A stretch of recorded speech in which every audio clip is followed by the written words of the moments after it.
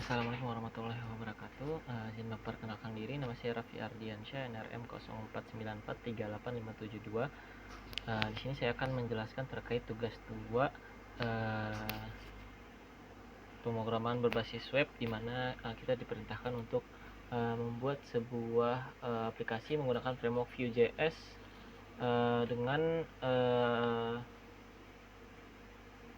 requirement sebagai aplikasi pemesanan bahan ajar Sipta untuk kebutuhan proses pemesanan dan distribusi bahan ajar di UT. Pertama, di sini izinkan saya untuk menjelaskan dari segi jalur interaktifnya terlebih dahulu. Di sini ada beberapa requirement ya. Yang pertama itu mungkin sebentar.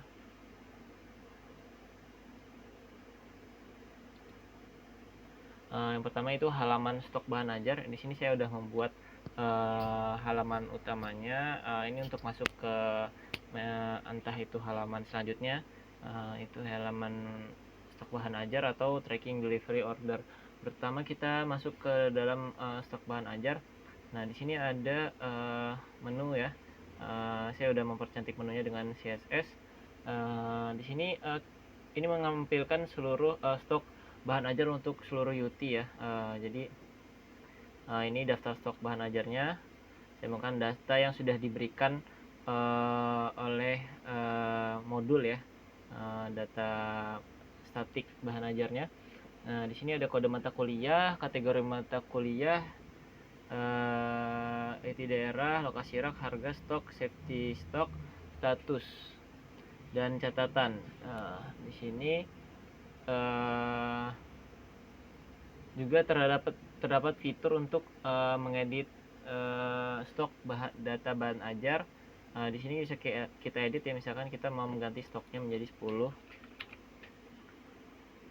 Nah, maka dia berubah jadi 10. Nah, harusnya kalau kita mengganti jadi 9, maka harusnya dia di bawah safety stock sehingga harusnya statusnya menipis. Oke. Nah, berubah. Lalu lanjut ya ke fitur yang lain. Misalkan kita mau ganti ini juga bisa, kita ganti 11 atau ganti mata kuliah. Ini jadi mata kuliah wajib, ini jadi Makassar, jadi C3. Oke, kita ganti jadi 100.000. Nah, ini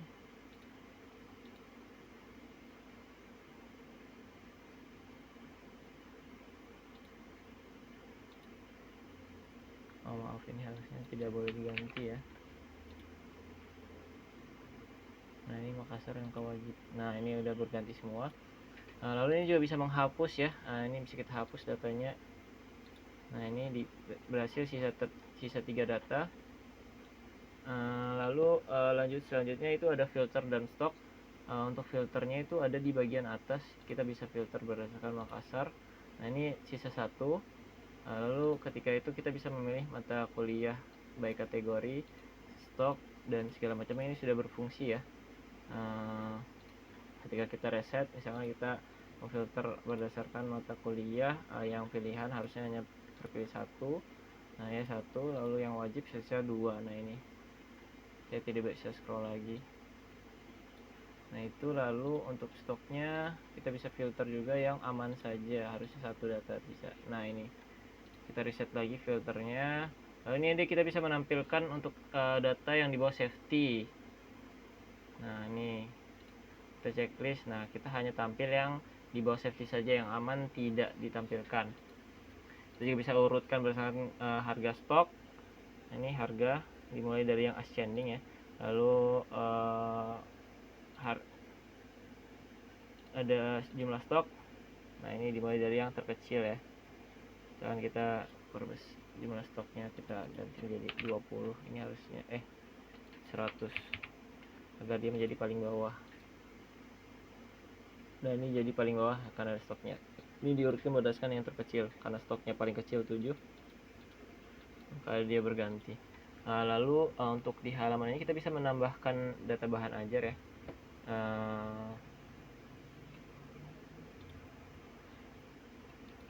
Kita coba tambahkan 1.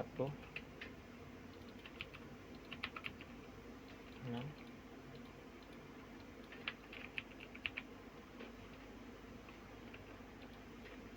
10, 5, dan pasar.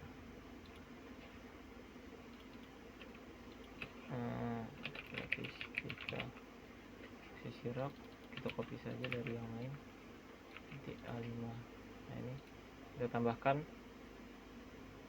Kalau sudah ada kita ganti jadi validasi. Ada beberapa validasi yang saya tambahkan ya.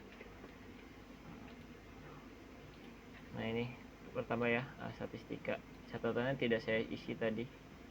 Nah itu lanjut untuk ini udah lanjut ke halaman tracking delivery order ya. Dipercepat karena waktu. Ini kita masukkan NIM saya, pilih ekspedisi, paket, nama Raffi Ardiansyah. Nah nanti tampil ya, ini detail paket yang dipilih. Lalu kita ini ada satu yang sudah data berdasarkan statik ya. Ini udah sesuai dengan requirement yang ada di modul ya. Tidak bisa saya jelaskan karena mengingat waktu. Lalu kita simpan delivery order. Nah berarti ditambahkan, baru bertambah nih satu tadi Raffi Ardiansyah, harganya nah itu kurang lebih kita tambahkan lagi, misalkan buat baru lagi untuk ekspedisi yang berbeda hari, berbeda paket IPA 140. Ini tanggal kirim ya, sama saja, tambahkan saja default date now, simpan, pilih ekspedisinya 1 hari ya, simpan. Nah ini sudah, tinggal tunggu konfirmasi ya.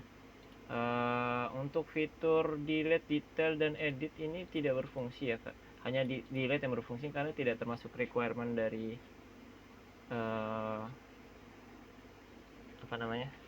dari tugasnya. Ini kita delete saja, misalkan kita delete satu ya, yang kedua. Nah ini bisa di delete ya, terdelete.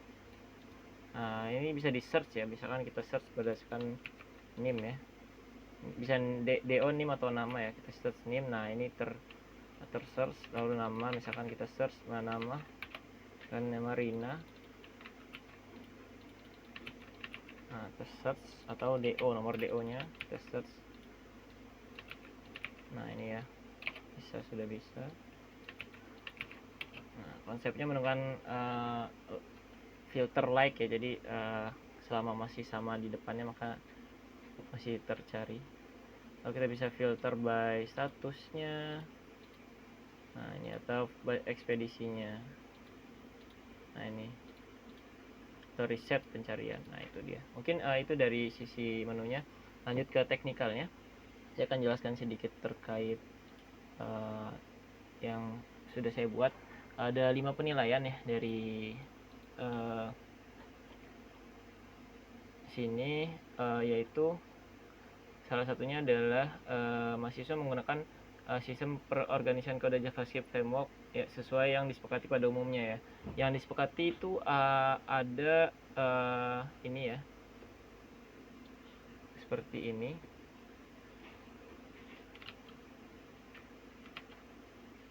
Sebentar.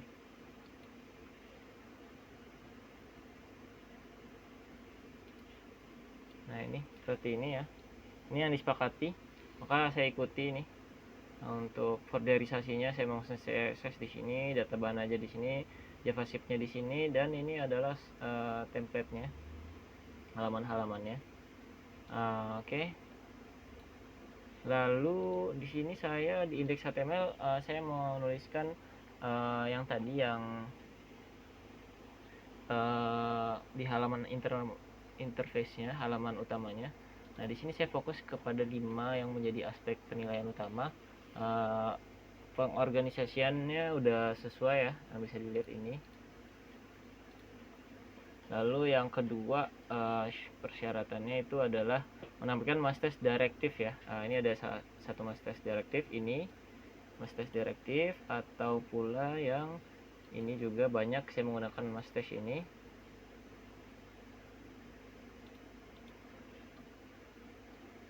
Ini mustache juga, ini juga.